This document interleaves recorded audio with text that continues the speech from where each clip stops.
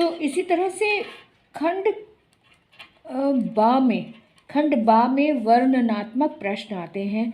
वर्णनात्मक प्रश्न में लिखित प्रश्न होते हैं, यानी कि राइटिंग वर्क होता है अधिक से अधिक। राइटिंग वर्क में प्रश्न ऑप्शनल नहीं होते, यहाँ पे ऑब्जेक्टिव प्रश्न नहीं होते, यहाँ पर प्रश्न थोड़े से लंबे लिखने होते हैं। यहाँ पे प्रश्न इस तरह से दिए होते हैं, जैसे दो प्रश्न करने हैं तो उसमें दोनों ही प्रश्न 3-3 अंक के होंगे। 3-3 अंक का मतलब है कि यह प्रश्न पूरा 6 अंक का होगा।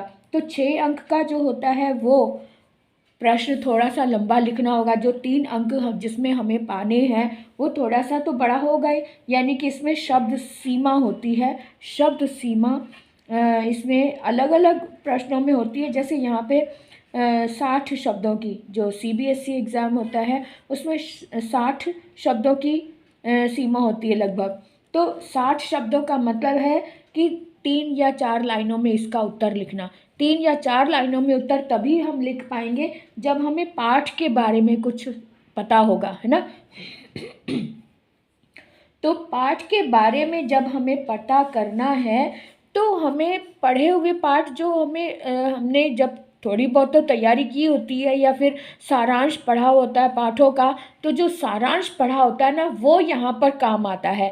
यहाँ पर आपके नॉलेज की बात जो है यहाँ पे काम आती है जब हमने सारांश पढ़ा हुआ होता है और प्रश्न से रिलेटेड ही हम उसमें आंसर दे पाते हैं।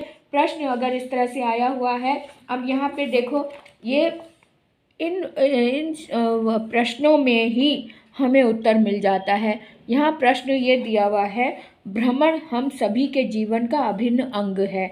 अपनी व्यस्तता दिनचर्या के बीच चैन से भरे कुछ पल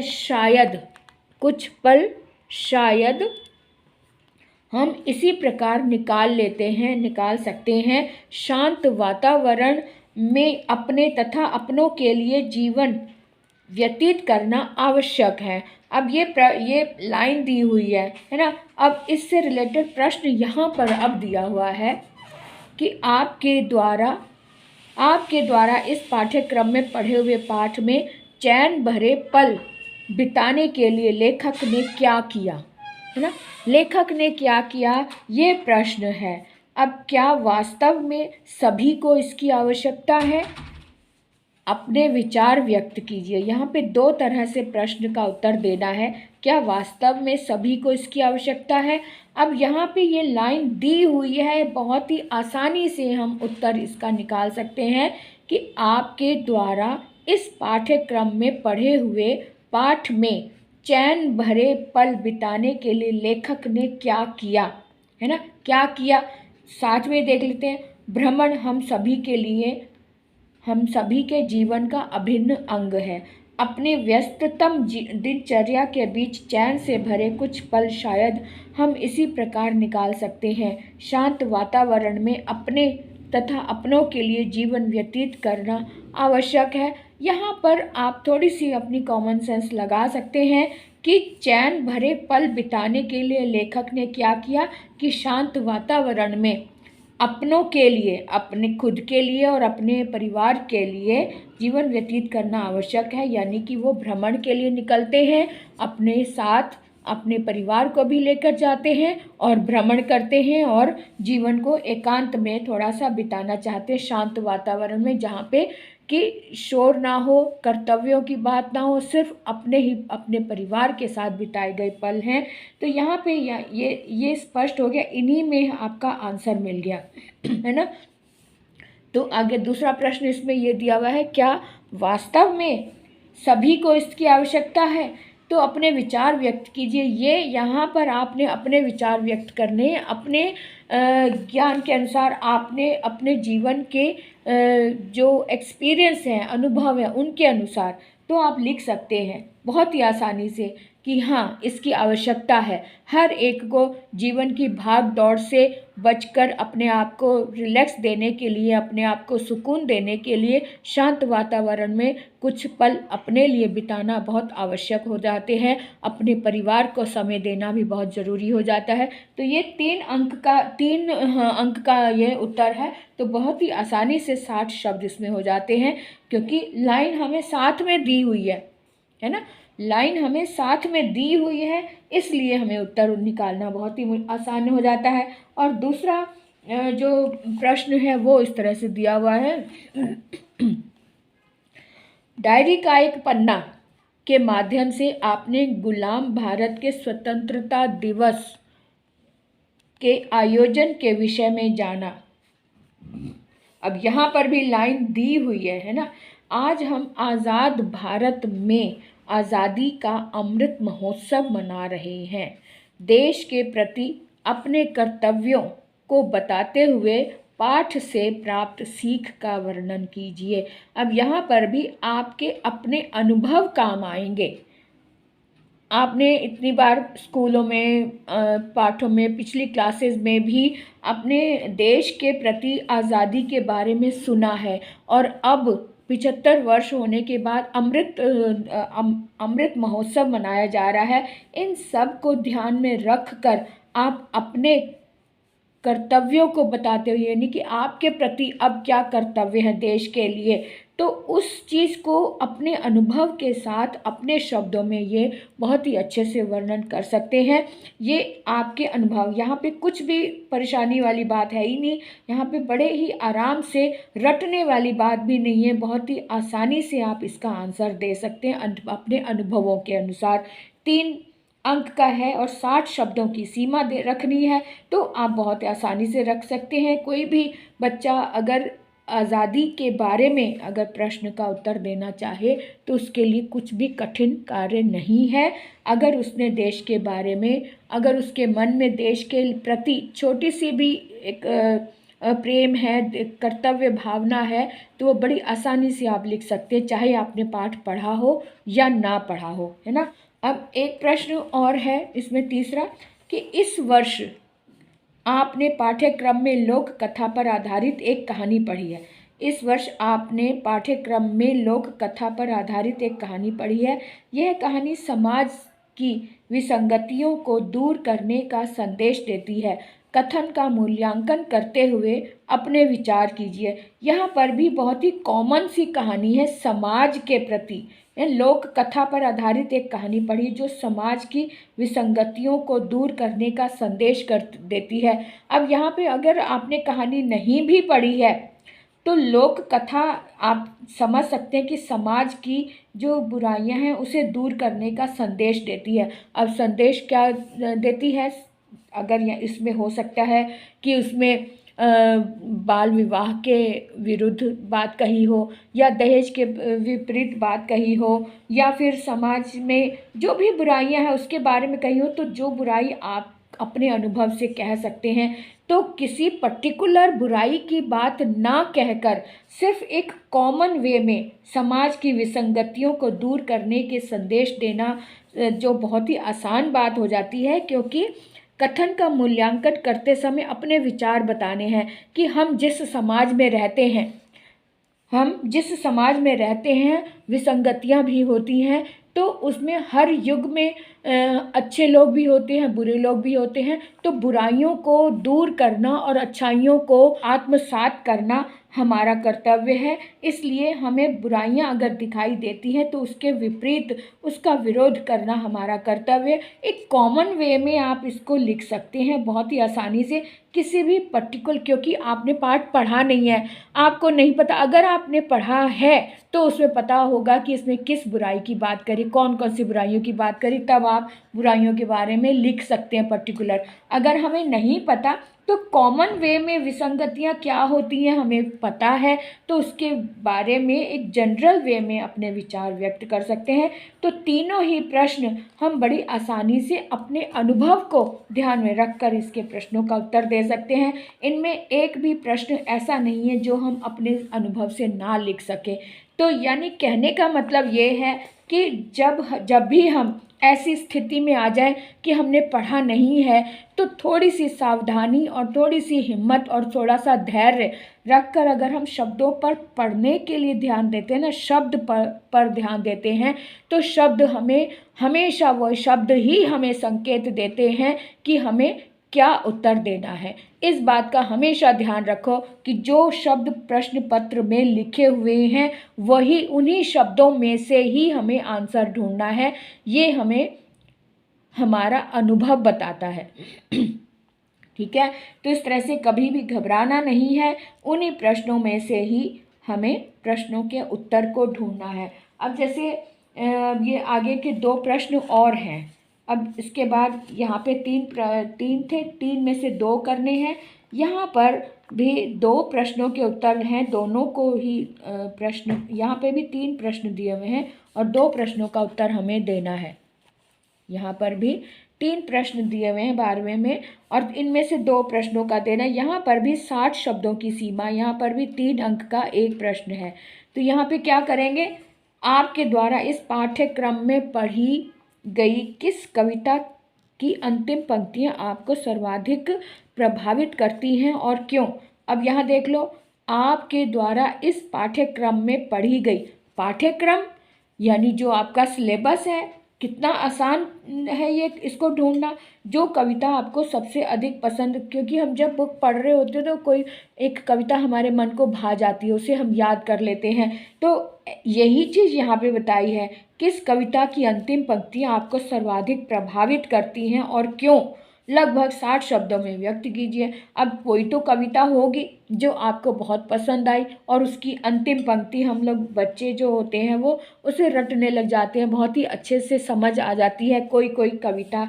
तो आपके पाठ्यक्रम में कोई कविता तो होगी जो आपको पसंद आई और उसकी लाइनें आपने याद कर ली, तो उसके बारे में आपने लिखना है अपना अनुभव, अपना ज्ञान और अपने अपने भाव।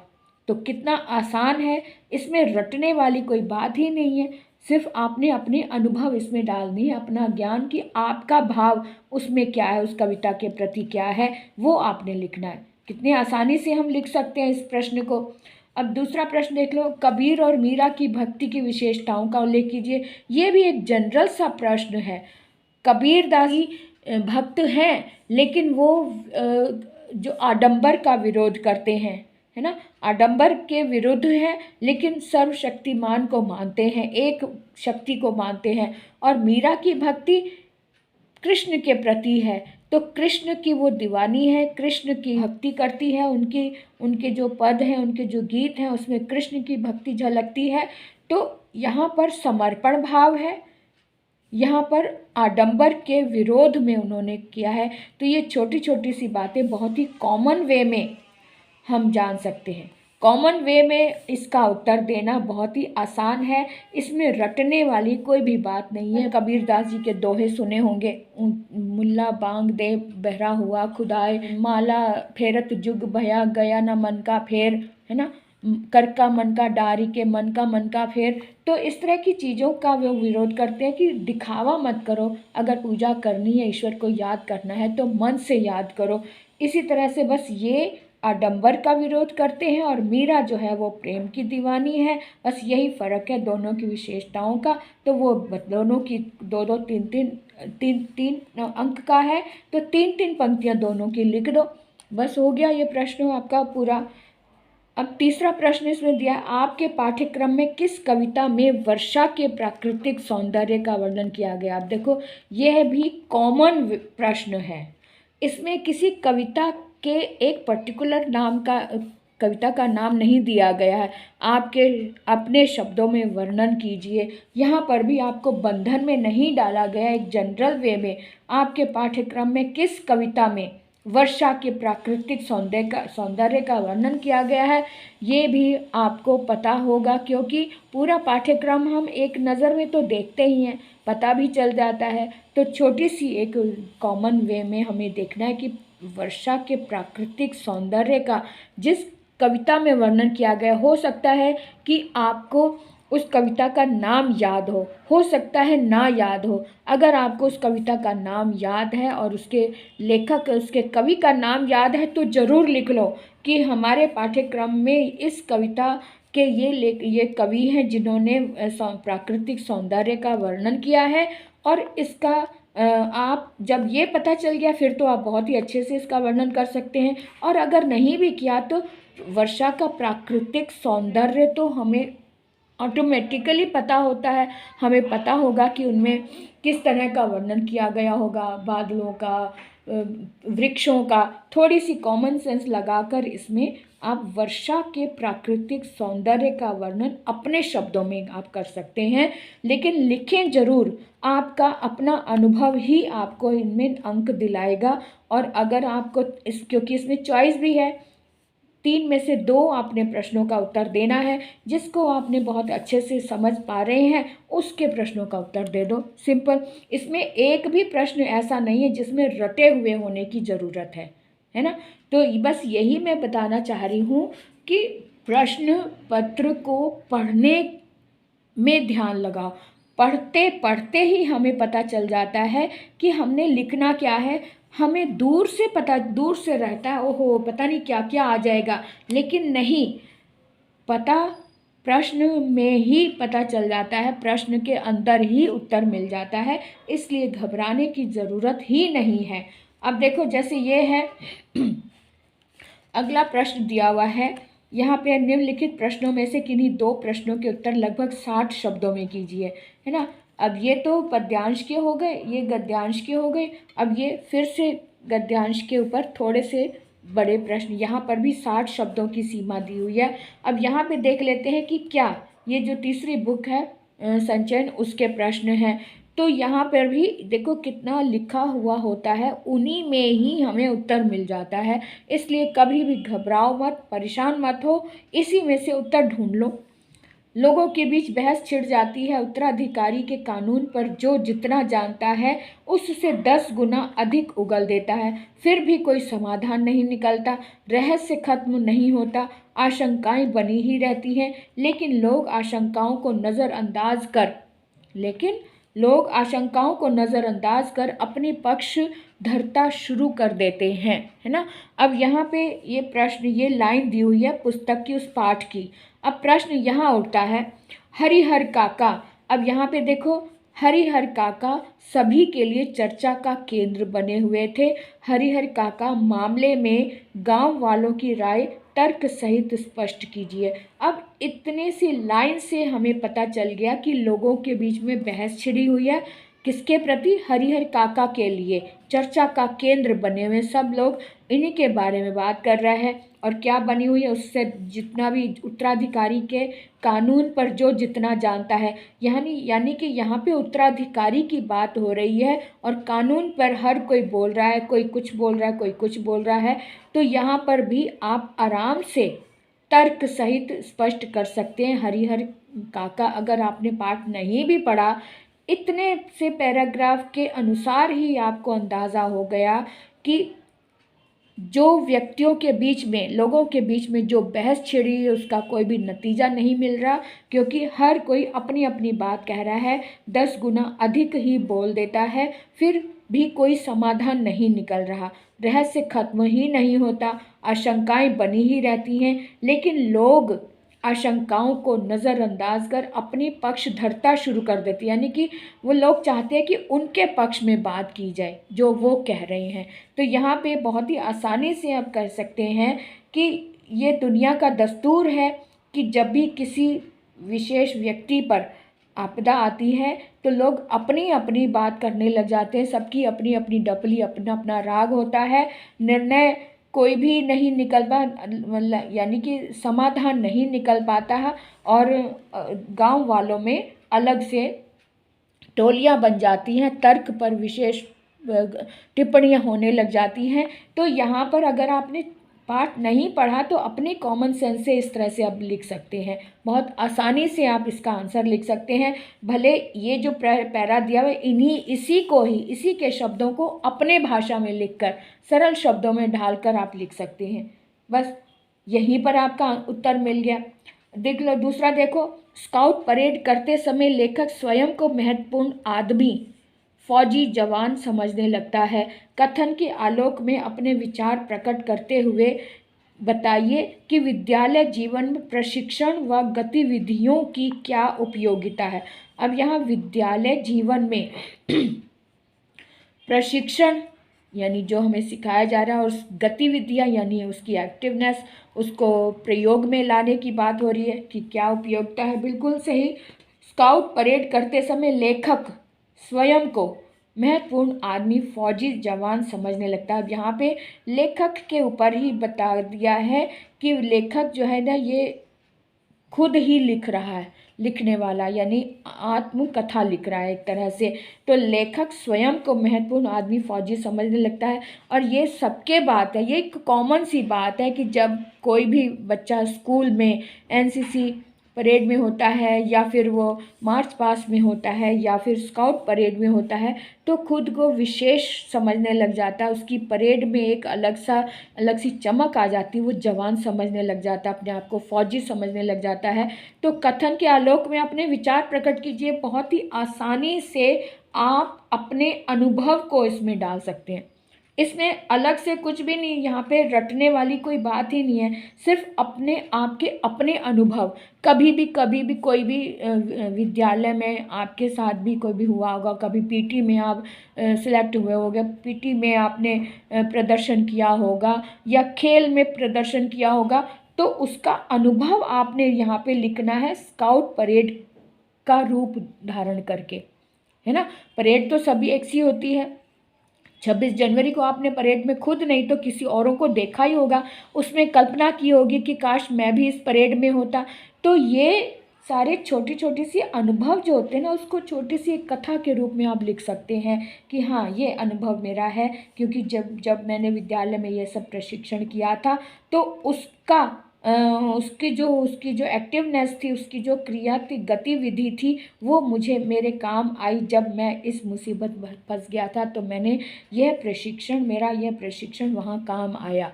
क्योंकि जब हम कुछ सीखते हैं तो वो कहीं ना कहीं उपयोग होता है ना, तो इस तरह से उसकी उपयोगिता बता सकते हैं जब भी जो चीज़ हमने सीखी हुई होती है। ठीक है, तो ये यहाँ पे आपका अपना अनुभव ही काम आएगा, यहाँ पे रटे हुए शब्दों की कोई गुंजाइश नहीं है। आगे देख लो, बाल मन किसी स्वार्थ या हिसाब से चलाए मन नहीं होते। यहाँ पे एकदम कॉमन सी चीज़ है, और हर एक का बचपन इसमें निहित है। बचपन प्रेम के रिश्ते के अलावा किसी और रिश्ते को कबूल नहीं करता। बिल्कुल छोटी सी और कॉमन सी बात है, जो कि हर एक व्यक्ति इस अनुभव से गुजरता है। टोपी शुक्ला, अब यहाँ टोपी शुक्ला पाठ का नाम भी आ गया। टोपी शुक्ला पाठ में टोपी अपने परिवार के एक सदस्य को बदलने की बात करता है। अब यहाँ देखो इस लाइन में टोपी शुक्ला भी आ गया, और टोपी नाम भी आ गया कि टोपी नाम का एक व्यक्ति है जो अपने परिवार के एक सदस्य को बदलने की बात करता है। उसकी सोच के आधार पर उसकी मनोदशा का वर्णन कीजिए। ये बहुत ही कॉमन वे में आपने अपने अनुभव ही डालने हैं। पाठ का नाम भी हो गया। सदस्य को बदलने की बात जब होती है, यानी कि हम किसी को पसंद नहीं कर रहे हैं अपने परिवार में, और दूसरे के घर में से हमें कोई व्यक्ति अच्छे से पसंद आता है, तब हम क्या करते हैं, तब हम उसके अनुसार अपने परिवार के किसी एक सदस्य को उसके परिवार के सदस्य के साथ बदलने की बात करते हैं। ये छोटे से बच्चे की मनोदशा की बात है, तो आप इसको अपने अनुभव के अनुसार ढाल सकते हैं कि हाँ जब मैं छोटा था तो मैं भी, तो आप अपने किसी वाक्य को इसमें ढाल सकते हैं इसके अनुसार। जिस तरह से टोपी शुक्ला ने एक परिवार के सदस्य को बदलने की बात की, ऐसा वाक्य मेरे साथ भी हुआ। तो ये छोटे छोटे से अनुभव 2-3 पंक्तियों में, बस बहुत बड़ा नहीं लिखना होता, 2-3 पंक्तियाँ, और कम 3 अंक का है तो कम से कम 3 या 4 पंक्तियाँ आप ज़रूर लिखें, ताकि आपको पूरे नंबर मिल सके। ठीक है, तो इसमें कहने का अर्थ ये है कि इन प्रश्नों में शब्द सीमा का ध्यान रखना है, और साथ में अपने ज्ञान का यहाँ पे उपयोग करना है। आपने अभी तक जो ज्ञान संचित किया है, वो उस संचित ज्ञान का उपयोग करना, ज्ञान संचित जो है आपका, उसका उपयोग करना आपके इस समय परीक्षा की घड़ी बन चुका है। ठीक है, तो परीक्षा की घड़ी है, इसलिए इसमें अगर आप इत्मीनान से बैठेंगे और सोच के लिखेंगे कि ये जो कुछ मुझे आता है मैं आज सब कुछ लिख दूंगा, बस ये अगर आपने सोच लिया तो आपका जो प्रश्न है वो बहुत ही अच्छे से निपट जाएगा। तो कभी भी किसी भी प्रश्न को आपने अधूरा नहीं छोड़ना, इस बात का आपने ध्यान रखना है। अधूरा नहीं छोड़ेंगे, कुछ तो लिखेंगे तो आपको आधा आधा एक एक करके नंबर मिलते चले जाएंगे। और जब कहते हैं कि बूंद बूंद से घड़ा भरता है, तो आप भी बूंद बूंद से उस जो प्रश्न हैं उनसे आप जो अंक हैं वो जमा कर सकते हैं अपने खाते में। तो इस तरह से हम जब भी ये इस तरह, और जब आगे अब ये पहले जब प्रश्न आ जाते हैं जो कि निबंध वाले होते हैं, निबंध टाइप के, जो थोड़े से जैसे अनुच्छेद लिखना है ना, या फिर शब्द सीमा, यहाँ पे कोई पत्र लिखना है, या फिर कोई जो सूचना देनी है, तो ये सभी चीज़ें वहाँ पर जो लिखा होता है, जो टाइटल जो दिया होता है ना, टाइटल में से ही हमें हमारा जो शब्द है, मैटर है, वो मिल जाता है। अब जैसे यहाँ पे देखो, निम्नलिखित में से किसी एक विषय पर संकेत बिंदुओं के आधार पर लगभग 100 शब्दों में अनुच्छेद लिखना है। अनुच्छेद का मतलब एक पैराग्राफ लिखना है ना। पैराग्राफ जब हम लिखते हैं तो ये जो संकेत बिंदु जो दिए होते हैं ना, यही हमारी सहायता करते हैं। जैसे विद्यार्थी जीवन और चरित्र निर्माण, ये हमारा टॉपिक है, लेकिन संकेत बिंदु ये दिए हुए हैं, संपूर्ण जीवन की आधारशिला, यही देख लो। ये आपका जो पॉइंट है, ये लिखने के लिए शब्दों की भरमार लगा देगा। आधारशिला होता है, दूसरा चरित्र निर्माण की आवश्यकता होती है। विद्यार्थी जीवन ही हमें चरित्र निर्माण करता है हमारा, और ये बहुत आवश्यक है कि हम जब जीवन भर जिस चरित्र में ढले होते हैं, उसमें विद्यार्थी जीवन का बहुत बड़ा महत्व होता है, देश व समाज के लिए उपयोगी होता है। तो जो हम सीखते हैं, ये तीनों ही चीज़ें आपको शब्दों की ओर संकेत कर रहे हैं कि आपको एक मैटर मिल जाता है कि लिखना क्या है। इन तीनों के माध्यम से आप 100 शब्दों को आप बहुत ही अच्छे से टारगेट को पूरा कर सकते हैं। अब यहाँ 3 आपके ऑप्शन दिए हुए हैं, 2020 क्रिकेट का रोमांच, दौड़ती हुई ज़िंदगी, या अब इनमें से कोई एक ही देना है। हो सकता है आपका क्रिकेट में इंटरेस्ट हो, तो आप ये वाला मैच को बहुत ही अच्छे से लिख सकते हैं 100 शब्दों को। तो यहाँ पे जो ये संकेत बिंदु दिए होते हैं ना, ये आपका काम करते हैं, आपको लिखने के लिए प्रेरित करते हैं कि आपने लिखना क्या है। इसलिए संकेत बिंदुओं की तरफ बहुत ध्यान दो। जो आंसर देना है वो सिर्फ आपके धैर्य की परीक्षा होती है, और कुछ नहीं। अगर आपने इत्मीनान से पानी पीकर अपने प्रश्नों को ध्यान से समझ लिया, पढ़ लिया, तो बस आपका प्रश्न सारा का सारा हल हो जाएगा। एक भी प्रश्न ऐसा नहीं होगा जिसमें आपको अटकना पड़ रहा है। अब यहाँ देखो, शब्द सीमा, एक पत्र लिखना है। आपने कई बार, अनेक बार आपने पत्र, अगर आप ने प्रॉपर वे में नहीं भी सीखा, तो जहाँ भी आप काम कर रहे हैं वहाँ पर भी किसी ने आपसे सिग्नेचर भी करवाए हैं, तो ऊपर कोई पत्र लिखा हुआ होता है। तो लिखा जो होता है पत्र, उसके अनुसार सामाजिक जीवन में बढ़ रही हिंसा पर अपने विचार व्यक्त कीजिए। आपने हिंदुस्तान टाइम्स को एक पत्र लिखना है, या फिर आपके खेल में, आपके विद्यालय में खेल की उपयुक्त सामग्री है तथा समय समय पर सभी स्तरों पर मैच का आयोजन भी किया जा रहा है। अगर आपका खेल में रुचि है आपकी, तो आप बहुत अच्छे से इस पर कर सकते हैं, पत्र लिख सकते हैं। तो खेल कप्तान होने के नाते प्रधानाचार्य के प्रति आभार व्यक्त करें। यहाँ पर जो है मेन जो है ना, वो उसका प्रारूप लिखना बहुत ज़रूरी होता है। प्रारूप कैसे लिखेंगे? प्रारूप को देखो, सबसे पहले हम देखेंगे, पत्र जब हम लिखते हैं तब उसके प्रारूप को सबसे अधिक ध्यान दिया जाता है। पत्र लिखना है संपादक को। संपादक को पत्र लिखने का मतलब है कि औपचारिक, है ना। औपचारिक पत्र लिखना है, संपादक को पत्र लिखता है, तो सबसे पहले सबसे ऊपर हम क्या लिखेंगे, परीक्षा भवन, क्योंकि आप परीक्षा भवन में बैठकर आप लिख रहे हैं परीक्षा भवन। और लिखने का तरीका ये होता है बिल्कुल एक ही रो में।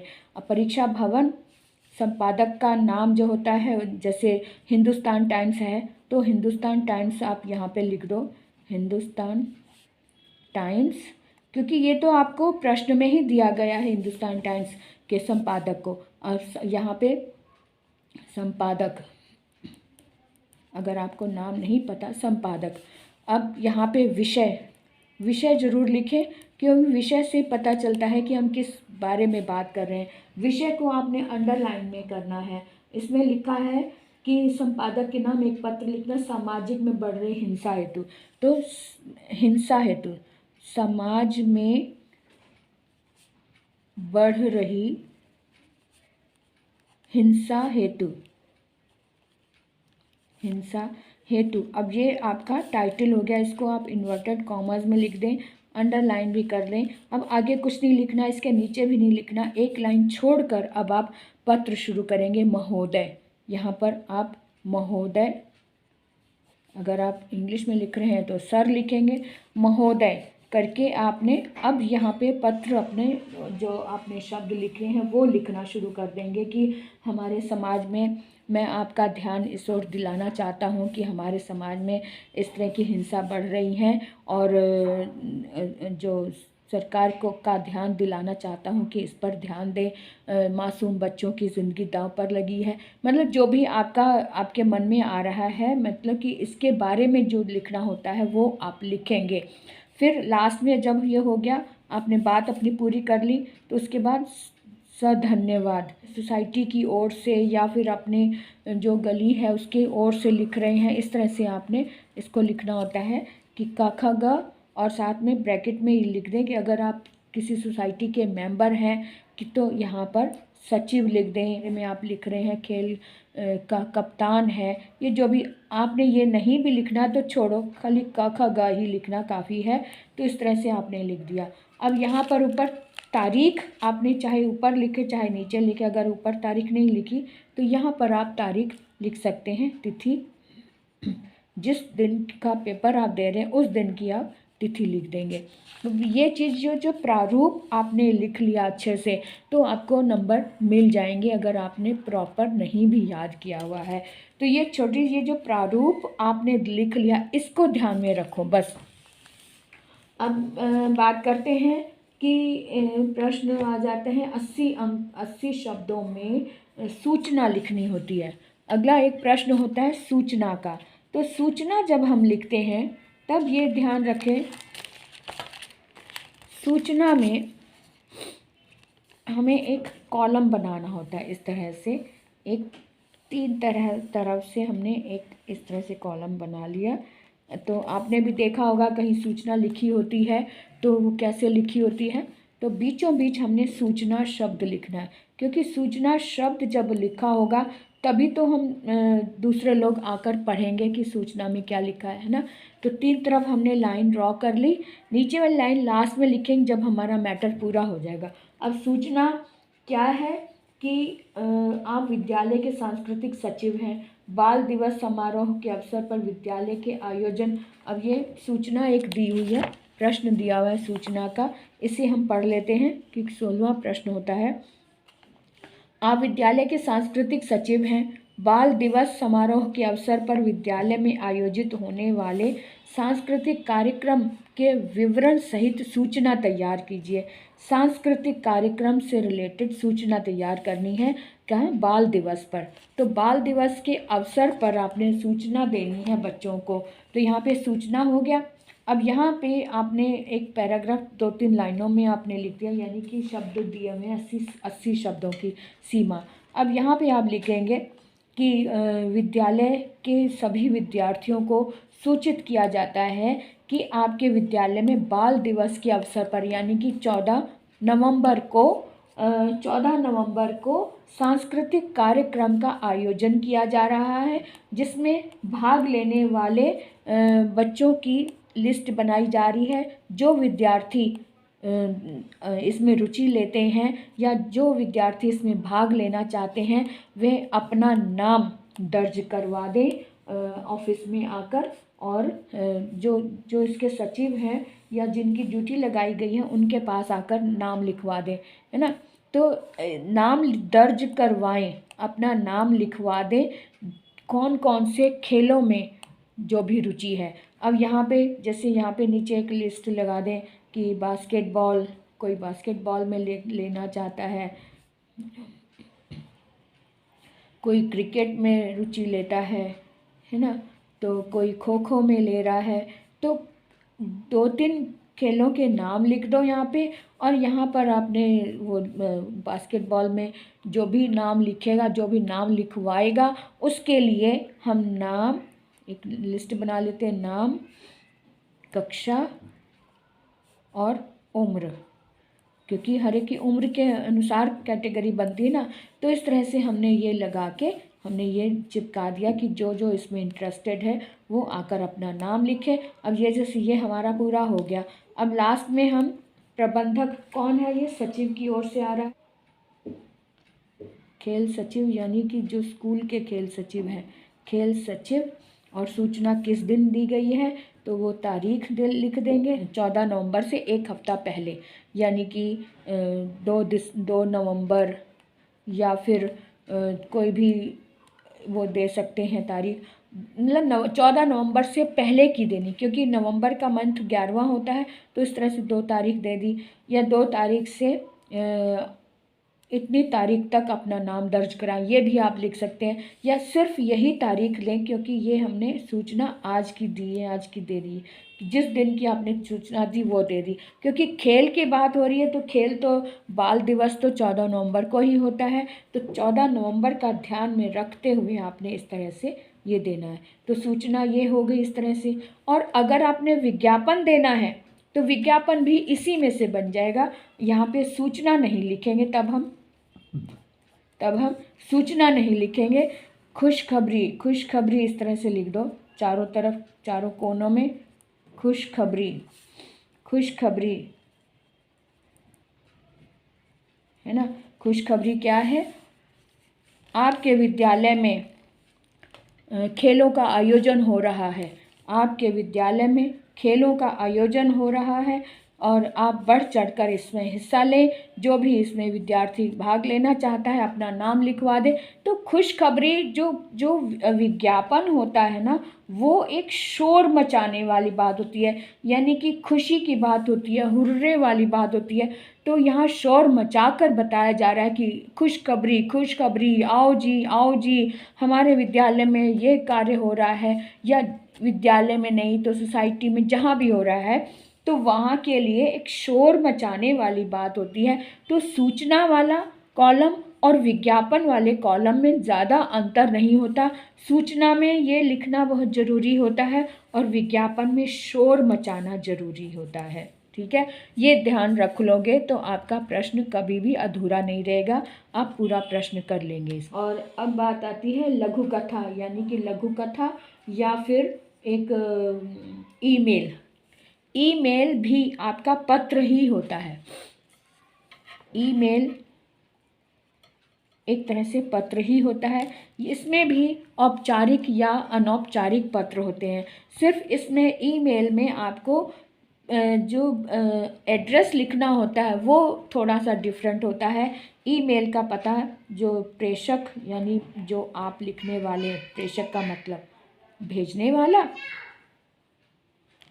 और इसमें abc@gmail इस तरह से इसका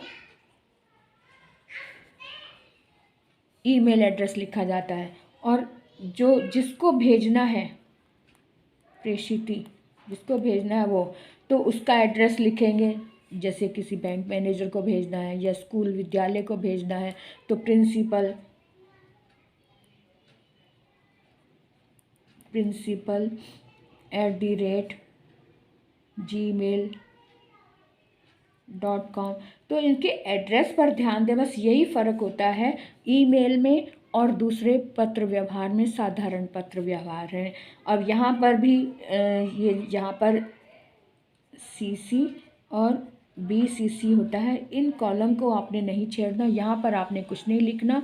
अब यहाँ पर सब्जेक्ट, जैसे आप उसमें विषय लिखते हैं, यहाँ पर भी आप सब्जेक्ट के बजाय आप हिंदी में लिख रहे हैं तो विषय लिखेंगे। विषय उसी तरह से सुंदर शब्दों में, साफ शब्दों में, जो कि दिखाई दे अच्छे से, जैसे कोई भी जो भी टॉपिक हो उसके बारे में आपने हिंदी की उपयोगिता बताने के लिए हिंदी की उपयोगिता,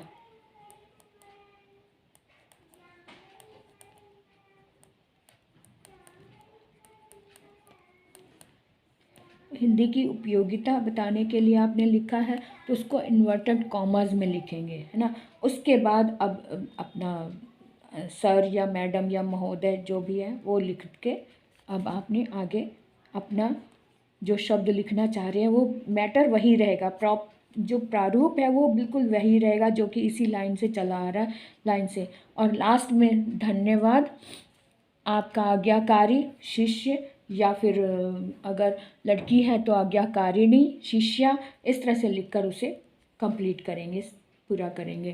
तो ईमेल में, पत्र में, सूचना और विज्ञापन में अंतर मैंने बता दिया है। अब इसमें आपने अपना कमाल दिखाना है, अपनी स्मार्टनेस दिखानी है कि इसको किस तरह से आपने स्मार्टनेस के साथ पूरा करना है, ठीक है।